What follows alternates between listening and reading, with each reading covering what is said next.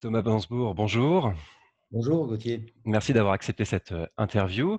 Thomas Bansbourg, vous êtes thérapeute, et vous êtes expert en communication non violente, formateur dans ce domaine, auteur de nombreux livres et aujourd'hui avec vous, on va pouvoir aborder l'accueil d'une émotion, la communication non violente, la gestion peut-être du monde intérieur, c'est l'écoute de ce qui se passe en soi et également la bonne expression avec le monde extérieur, gestion de notre violence, etc.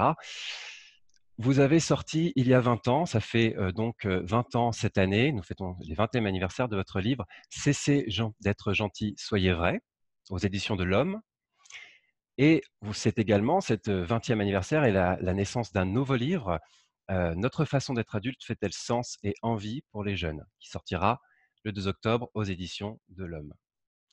Alors je vous remercie, de nous accorder ce temps. Je voudrais déjà, commencer par parler de votre livre «Cessez d'être gentil, soyez vrai», sorti il y a 20 ans avant d'aborder le nouveau.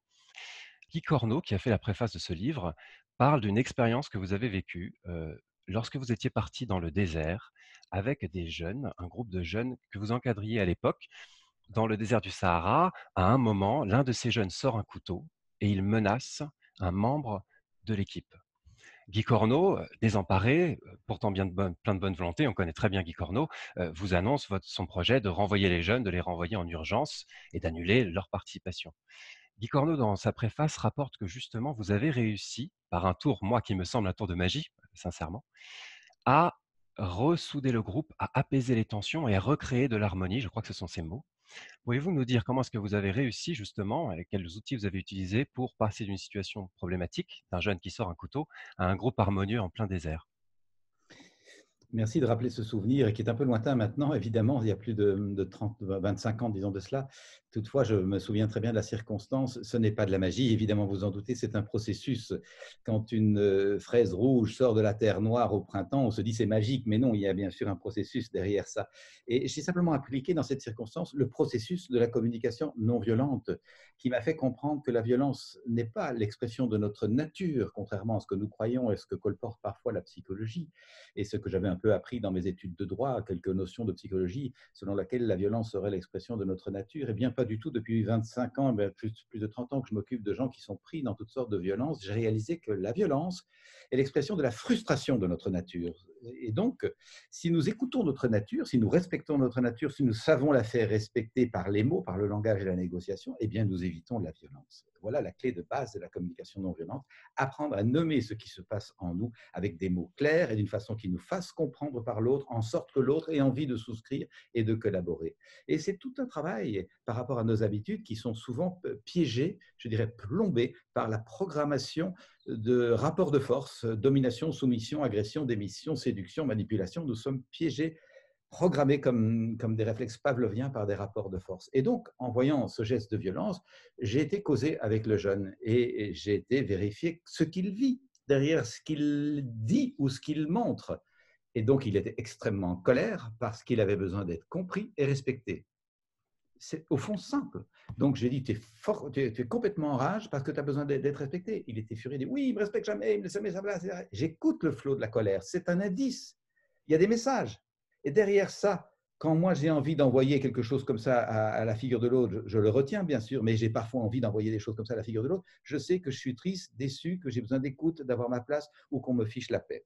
Eh bien, je resserre la même chose. En comprenant l'humain dedans moi, j'ai quelques clés pour comprendre l'humain devant moi. Et c'est ça le principe de la communication non violente, c'est utiliser la connaissance de soi au service de la compréhension de l'autre et de l'empathie pour l'autre. Rien de magique là-dedans. Ce sont des apprentissages. Et c'est en ça que je dis régulièrement, et j'en ai fait un livre, la paix, ça s'apprend. Et quand j'anime une conférence sur le sujet, j'ajoute, la paix, ça s'apprend comme les maths ou le foot, ou les langues étrangères, ou la conduire d'une voiture, ou n'importe quel apprentissage va prendre du temps. On sait faire la guerre depuis les millénaires parce qu'on l'apprend, on s'y engage, on se forme, on se discipline à la guerre et malheureusement on sait la faire. Ben oui. Et ben la paix, c'est pareil, c'est tout sauf bisounours, c'est du travail évidemment avec un énorme bénéfice, c'est d'être en paix d'abord soi-même. Qu'est-ce qu'on aimerait être plus en paix à travers les événements que l'on vit et garder un espace de paix malgré les intempéries et une paix qui serait finalement contagieuse. Et ça, c'est quand même tout bénéfice sur le plan de notre citoyenneté. Évidemment, oui, oui, merci. Alors c'est vrai que ça questionne directement comment est-ce qu'on a assez rapidement envie de vous demander comment écouter ce qui se passe dedans. On va y venir un petit peu. Heu, J'aimerais justement, dans votre livre «Cessez d'être gentil, soyez vrai» donc, vous demandez de commenter une citation. Vous dites à un moment du livre, parmi les premiers chapitres il me semble: «Je crois qu'il y a violence lorsque nous utilisons notre force non pas pour créer, pour stimuler ou pour protéger, mais pour contraindre, que la contrainte s'exprime en nous-mêmes ou sur les autres. Donc il y a force utilisée de différentes manières. Est-ce que vous pourriez nous commenter peut-être un peu cette citation? Bien sûr, la non-violence, ça n'est pas la non-vigueur. Ça n'est pas la non-vigueur. Nous pouvons apprendre à être extrêmement vigoureux et parfaitement non-violents. Je pense que l'attitude de Gandhi, qui réussit à faire comprendre aux Britanniques qu'ils ne sont pas à leur place, est extrêmement vigoureuse et cependant non-violente. Je pense que l'attitude de Mandela, qui arrive à sortir son pays de l'apartheid et faire en sorte que petit à petit, les Blancs et les Noirs apprennent à cohabiter, c'est extrêmement puissant et cependant non-violent.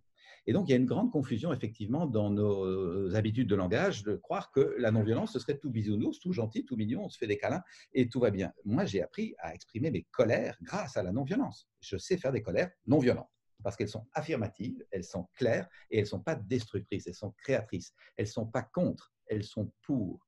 Et pour revenir à votre question, l'usage de la force, nous, nous respectons l'usage protecteur de la force. Si mon enfant court sur le trottoir et dévie vers la route où passent de gros camions, je le rattrape avec force et vigueur et je le remets sur le trottoir. Ça n'est pas contre lui, c'est pour lui. Et je lui explique tout de suite, qu'est-ce que j'ai eu peur? Il y a des gros camions que peut-être tu n'as pas vus, j'ai eu besoin de te protéger, c'est pour ça que j'ai été pris vigoureusement. Et je lui indique que ma force est pour lui. Dans nos habitudes, si ceci arrive, on va dire, mais tu as vu comme tu m'as fait peur, mais c'est horriblement dangereux, tu ne le feras plus. Hein. Et là, j'utilise la force contre.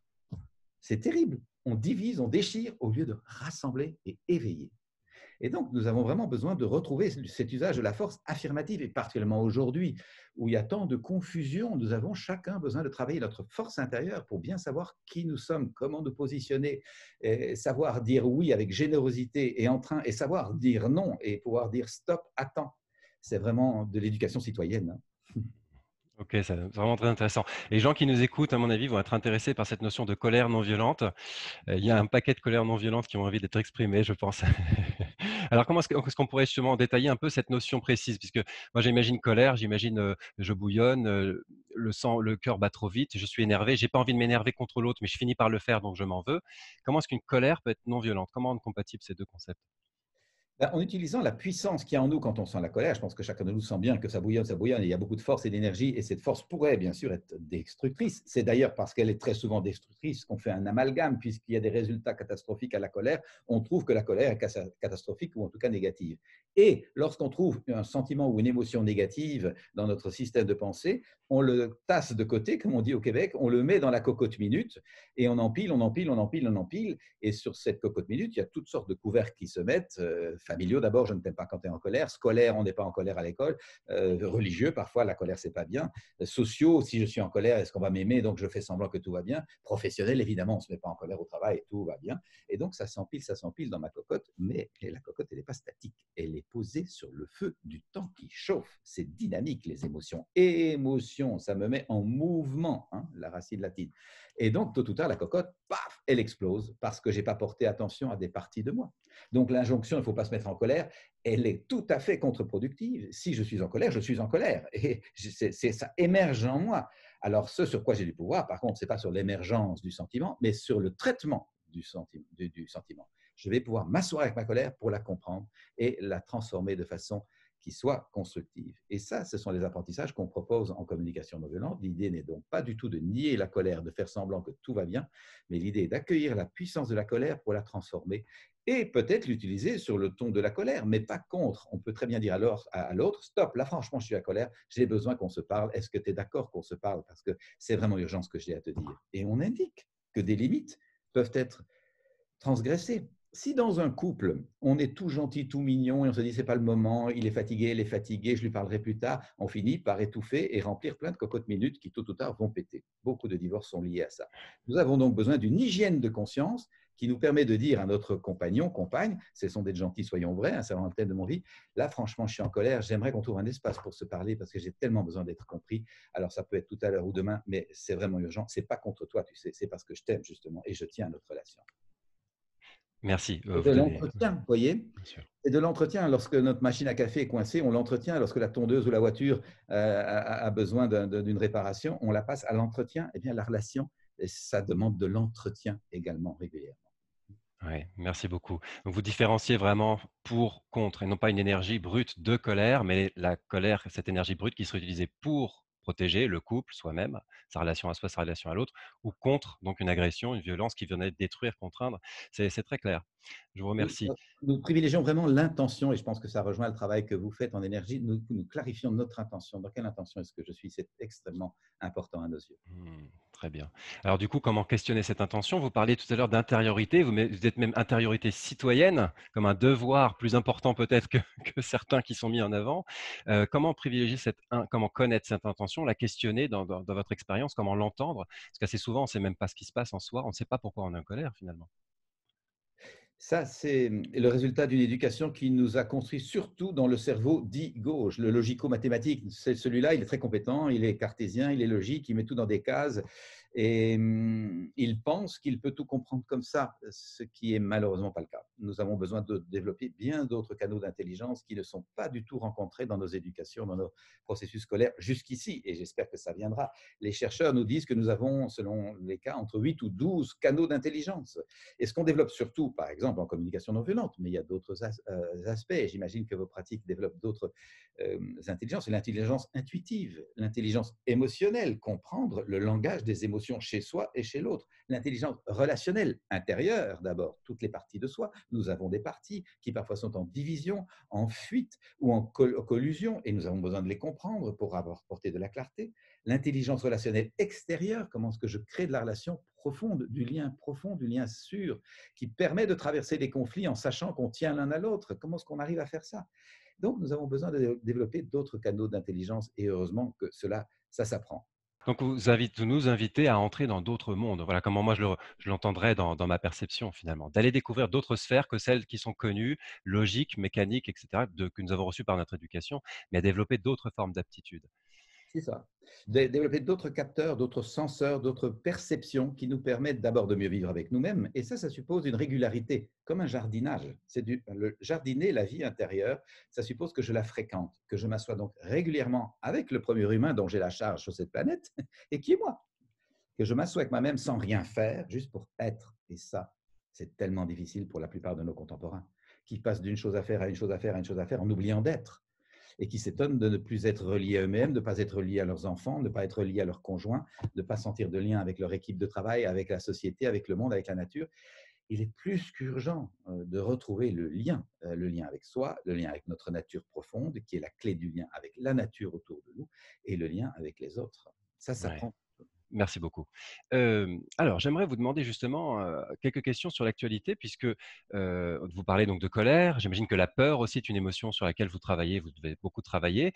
En ce moment, nous sommes, tous émus par les événements mondiaux qui nous touchent tous individuellement, progressivement, ou en tout cas, on a l'impression que tôt ou tard, on aura tous à se positionner face à ce qui se passe en ce moment, un peu partout sur terre, en France, en Belgique. Est-ce que vous pensez que toutes les émotions soient forcément une question de relation avec notre monde intérieur? Ou est-ce que la peur, la colère que l'on peut ressentir face à des injustices, face à, la violence que l'on voit parfois dans nos rues, en bas de dans notre rue, parfois que l'on subit, ou notre émotion de peur face aux risques potentiels, je ne vais pas les lister, c'est pas nécessaire, on les a tous plus ou moins quelque part dans notre inconscient. Est-ce que ces peurs-là sont aussi de notre ressort? Est-ce qu'elles nous regardent nous? Est-ce qu'elles parlent de notre expérience personnelle? Ou s'il n'y a pas des peurs objectives qui concernent, de toute façon juste les événements en soi, en tant que tels, qui font peur et qu'il n'y a rien à faire? Qu'elles soient objectives ou subjectives, il nous appartient de les traiter. Nous ne sommes pas, loin s'en faut, toujours responsables ou actifs dans ce qui nous arrive. Ce qui nous arrive ne dépend pas toujours de nous, on le voit bien, bien sûr, aujourd'hui, et c'est sans doute ce dont vous parlez. Toutefois, Toutefois, nous sommes toujours responsables de comment je vais traiter ce qui m'arrive, quelle posture je vais adopter. Et est-ce que je me mets dans un accueil et dans une capacité à transformer les émotions qui m'agitent pour pouvoir rester posé, constructif, créateur là où je suis? Ou est-ce que quand ce qui m'arrive me dérange, je suis tout agité et j'ajoute de l'agitation à ce qui est déjà chaotique?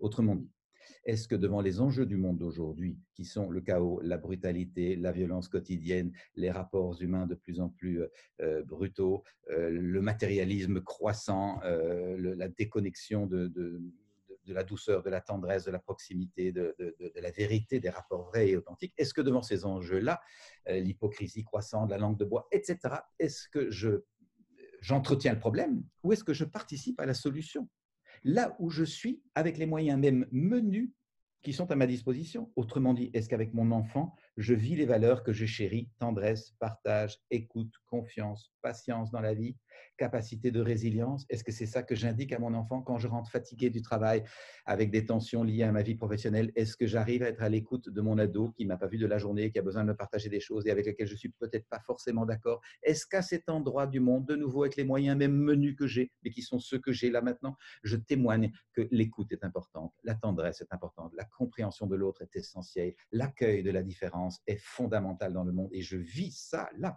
Vous voyez que la paix, ça s'apprend. Ça n'est pas commode quand on a passé 8 heures au boulot et qu'on a eu des tensions et des agacements, qu'on a pris les transports en commun et qu'on est épuisé. Ça n'est pas commode de rester en paix et d'être pacifiant autour de soi. Pourtant, avons-nous d'autres choix aujourd'hui que de savoir qu'un citoyen pacifié est un citoyen pacifiant et qu'il nous appartient à nous de nous pacifier et d'apprendre à nous pacifier. Et de nouveau, ça s'apprend. C'est une hygiène de vie. Et je suis, comme vous, extrêmement conscient de tous les enjeux du monde d'aujourd'hui et parfois en colère, parfois même désespéré. J'écoute ces parties de moi. J'écoute la partie de moi qui est désespérée parce que quand je l'écoute bien, elle se sent comprise, elle se sent écoutée et elle laisse une place à d'autres parties de moi qui sont notamment celles qui j'ai grandi dans la forêt avec un père forestier et donc j'ai vu que la nature a des cycles et des saisons et qu'il y a des choses qui s'écroulent et qu'il y a des choses qui poussent et qu'il y a des compositions, des recompositions et des décompositions. C'est comme ça la vie et donc ma conscience de la vie naturelle, des cycles naturels me permet de réaliser, ben oui, il y a des cycles et sans doute nos sociétés passent par un moment de décomposition et c'est sans doute heureux pour remonter sur d'autres bases. Mais vous voyez, ça demande un recul, une intériorité et sentir de plus en plus intimement que nous ne sommes pas tout seuls dans cette réflexion. J'accompagne énormément et sans doute vous en rencontrez de personnes qui entrent dans cette profondeur pour trouver un climat de fond qui n'est plus agité par les peurs et les colères de surface qui existent et on les voit, mais qui essayent de descendre plus intimement à l'intérieur de leur lac intérieur pour sentir qu'il y a un courant de fond qui nourrit la vie, qui fait confiance dans la vie et que la vie va nous porter à travers ces transmutations vers une nouvelle émergence. Personnellement, j'ai confiance en ça et ça ne veut pas dire que ça ne va pas nous secouer. Mmh. Je vous remercie pour ce très beau commentaire. Bien sûr, je rebondis sur ce que vous évoquez. C'est vrai que c'est une rencontre. J'ai le sentiment, essayant un peu de mettre en pratique, bien sûr, ces préceptes-là, que c'est une rencontre qui va au-delà de juste je ne m'énerve jamais, je suis calme. Il y a autre chose à rencontrer au-delà, qui est c'est un beau chemin justement. Alors dans vos livres, tout au long, depuis Cessez d'être gentil, soyez vrai, jusqu'à La paix, ça s'apprend, plusieurs livres que vous avez sortis depuis, vous expliquez le processus. Et j'aimerais le dire pour nos auditeurs qui n'ont pas encore lu vos livres, c'est ça qui est intéressant, c'est que là, on parle d'un idéal, on le présente un peu rapidement, mais en réalité, c'est un processus, il y a des méthodes, c'est balisé, le terrain est connu, la route est jalonnée d'exercices précis. Et donc, j'invite chacun à consulter vos ouvrages. Alors, dans le nouvel ouvrage à paraître, cette fois-ci, vous nous invitez à un nouvel exercice. Vous nous dites, le titre de votre livre à paraître le 2 octobre aux Éditions de l'Homme est «Notre façon d'être adulte fait-elle sens et envie pour les jeunes?» Donc voilà la démonstration que vous aimeriez peut-être que notre façon d'être fasse. Alors quel est le meilleur moyen pour montrer aux jeunes, et peut-être aux moins jeunes parfois, la bonne direction? Oui, le livre s'adresse à tout le monde, que l'on soit proche ou pas d'enfant, qu'on soit parent ou enseignant, ou simplement qu'on soit un adulte. Nous avons toujours un enfant intérieur à accompagner et pour lequel l'adulte en nous peut ou pas être un guide, une inspiration. Comment faire? Ben, il me semble que dans la période troublée que nous vivons, c'est vraiment urgent que chacun de nous travaille à retrouver qu'est-ce qui fait sens, pourquoi je vis, pourquoi je me lève le matin, qu'est-ce qui m'habite, quelles sont les valeurs que j'ai peut-être reçues, que je voudrais transmettre, qu'est-ce qui me tient à cœur, quel est le rêve que j'ai pour le monde? Je le vois comment? Et est-ce que je fais partie du rêve ou est-ce que j'entretiens la tragédie? Vous voyez, c'est la même question. Et donc, être davantage au centre de soi-même. Bien sûr, il y a des élans d'enthousiasme, bien sûr, il y a des élans de détresse. Bien sûr, comment faire une vie d'homme sans connaître tant la joie que la tristesse, tant la confiance que la peur, tant la certitude que le doute. Nous avons besoin de composer avec ça et de sentir que nous sommes centrés au milieu de ces parties de nous-mêmes avec un discernement qui est, je crois, le signe de notre dignité d'homme. Et clarifier donc ce qui fait sens, pourquoi je me lève et pourquoi et qu'est-ce qui fait envie. Parce que tout ce qui fait sens ne fait pas forcément envie et tout ce qui fait envie ne fait pas forcément sens. Donc nous avons besoin de trouver la combinaison qui soit juste pour nous, pour qu'il émane de nous, je dirais, un sillage inspirant. Et j'invite dans mon livre assez rapidement les lecteurs à vous vérifier que dans leur enfance, assez souvent, nous avons eu la chance d'avoir un adulte inspirant, un parent, un grand-parent, une grand-mère, un grand-père, un parrain, un proche, enfin parfois des enseignants, bien sûr, et que ça nous a marqué, ou parfois c'est un héros de livre ou un personnage de roman ou de film, ça nous a inspiré. Et c'est intéressant d'aller prendre, mais quelles sont les valeurs qui m'ont inspiré? Qu'est-ce qui reste de ce souvenir-là?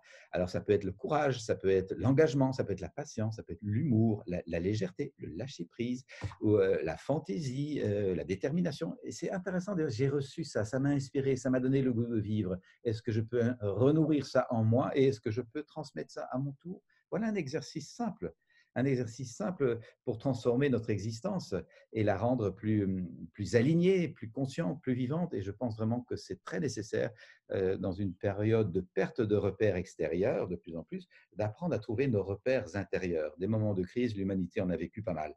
Et je pense que si nous nous ouvrons à cette sagesse intérieure dont nous parlent toutes les traditions, c'est pas New Age, c'est pas Baba Cool, c'est pas Peace and Love, c'est juste un travail d'entrer en soi pour retrouver cette ressource dont nous parlent toutes les traditions et de vivre à cet endroit-là, dans cette vague de fond et non plus pas et plus dans cette agitation de la surface. Je vous remercie de le souligner. Et donc, retrouver du sens. Première étape, intention, retrouver du sens. Qu'est-ce qui fait sens pour nous de manière véritable, avant même de vouloir donner des leçons, des méthodes, des techniques. Finalement, il y a un retour à soi, c'est très inspirant. Je vous remercie.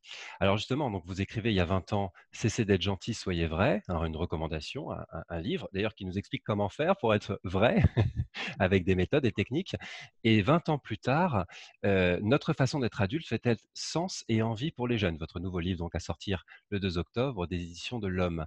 Alors pourriez-vous me raconter ces 20 années de parcours, finalement, qu'est-ce que vous avez vécu? Comment passez-vous de quelqu'un de vrai à quelqu'un qui propose d'être comme ça, de montrer, faire sens et envie pour les jeunes?